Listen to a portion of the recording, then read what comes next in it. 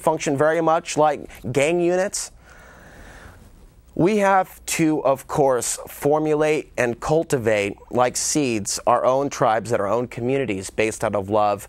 Of course, surrounding our communities with all the light that we can and asking the Supreme Creator for guidance when we're afraid and when we're confused, and believing in protection. There's no harm in doing that, in believing in guidance and in a protector, knowing that you're doing this, you're living every day because you want to see the world become a better place. Otherwise, why survive? I mean, seriously, why survive? Why live? Why breathe air? Why drink water? What's the purpose of staying alive? Because there is a purpose, and I believe one of the purposes in this life is to find out what that purpose is for us, how we fit in all of this, why we're here, why we know what we know. Do we have any other phone calls? All right, so we'll take a couple more phone calls if they come in about 5 minutes' time. Tonight, we have a lot of news that would, in fact, take me about an hour and a half to read. So I'm going to do my best to go over the headlines, give you some information tonight about what's going on in the world other than this, so you have an idea.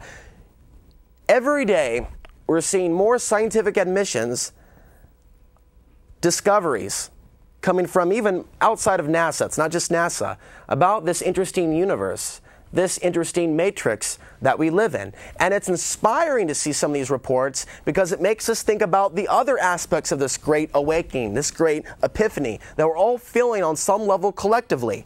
Universal primordial magnetic fields discovered in deep space. Graphic number 12. Scientists from the California Institute of Technology and UCLA have discovered evidence of universal magnetic fields that have permeated deep space between galaxies since the time of the Big Bang. The scientists studied images of the most powerful objects in the universe, supermassive black holes that emit high-energy radiation as they devour stars and distant galaxies. They say they have now found signs of magnetic fields in deep space between galaxies.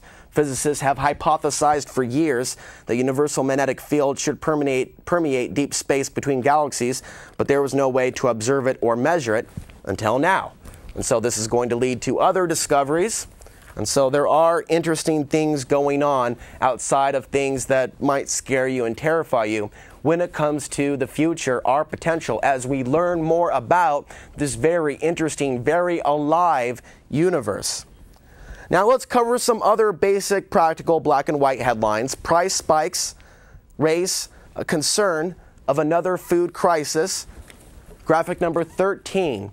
While global food prices declined for the first half of this year, they have spiked in recent months, according to a new World Bank publication, and this volatility could in turn push up the local food prices of the world's poorest and most malnourished countries. All the more reason to prepare for what's coming. Russia had even announced a ban on wheat exports due to expectations this summer's heat wave, and drought would result in its crop being a third less than last year. And it goes on to document the other increases in food, wheat, and other things. The next headline, Facebook up after a second outage in 2 days. Facebook was down for many users for several hours Thursday. The second day in a row, access to the site was hampered. Today, we experienced technical difficulties, causing the site to be unavailable for a number of users, according to a spokeswoman. The issue has been resolved, and everyone should now have access to Facebook. We apologize for any inconvenience. Boy, that's a lot of graphics you got going on. Just bring up the one graphic there for the Facebook. Oh, yeah, I do see it there. Okay, it's a little bit half-half. Optical illusion there. Alex in the headline. Mock drills held hours before real attack. This is the next headline, graphic number 15. 3 hours before motorcycle-borne assailants fired at tourists in front of Jama Masjid, the Delhi police and other civic authorities, including DMRC, NDMC, fire services, and others, were ironically busy preparing themselves to deal with such a scenario. Mock drills were conducted at 6 metro stations in India. The police are supposed to be on high alert during the entire duration of a mock drill. A drill also took place at the New Delhi metro station, merely 2 kilometers from the person Jama, I can't even pronounce his name. And so this article gets into something that we don't have lots of time to talk about, but parallels what we saw in Mumbai with a drill taking place at the same time of the attack, what we saw on 7/7/2005, also known as 7/7/7 in the UK. We saw the drill taking place right as those buses were blown up. We also saw drills on the day of 9/11. And so this is one headline coming out of India. We have some other headlines pertaining to the Pentagon that we'll go over tonight. Pentagon destroys thousands of copies of Army officers' memoir.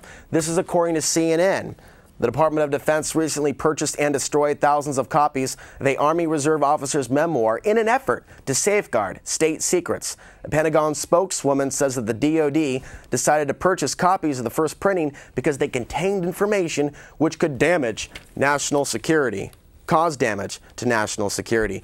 The manuscript contained secret activities of the U.S. Special Operations Command, CIA, and National Security Agency, the NSA. In the next headline, you can see how all of these go together, and they just lay out the story without me actually having to say much. As long as your neurons are firing the way that they ought to.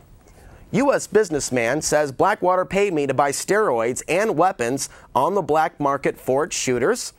Texas businessman who has worked extensively in Iraq claims that Blackwater paid him to purchase steroids and other drugs for its operations in Baghdad, as well as more than 100 AK-47s and massive amounts of ammunition on Baghdad's black market. Howard Lowry, who worked in Iraq from 2003 to 2004, also claims that he personally attended Blackwater parties where his company personnel had large amounts of cocaine and blocks of hashish and would run around naked.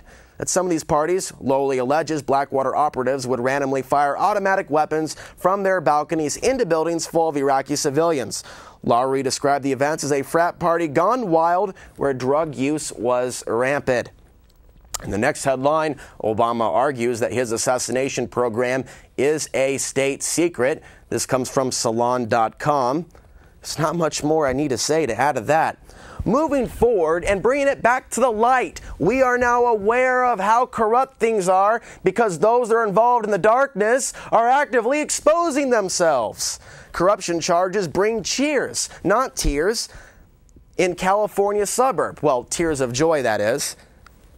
But no one's sad about this in that town. A lot of people are happy to see the corruption come out of their own local city councils involved, and this is out of USA Today. And what articles like this do is it inspires others.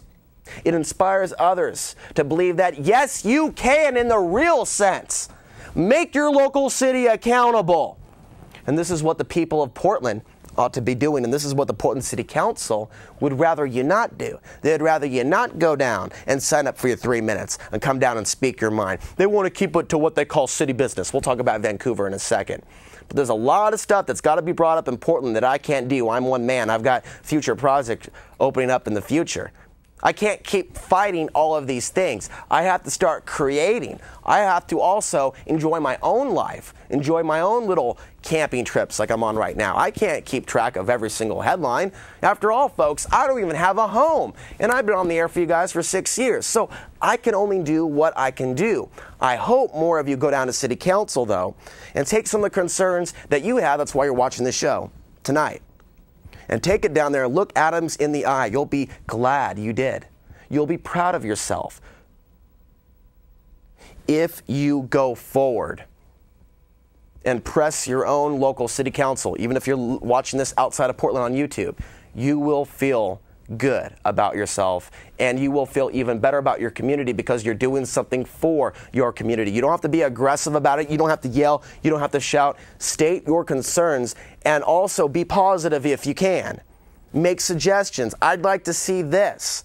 I'd like to see less black helicopters in Portland, Mayor Adams. It makes me believe, perhaps, that you're in the pocket of the federal government, and I would rather not have this stuff going on in a city that's supposedly progressive like Portland, Oregon. We, the people of Portland, Mayor Adams, ask you to stop taking all this money from the federal government. You're jeopardizing our security. You're jeopardizing our sovereignty. Cease and desist immediately, Mayor.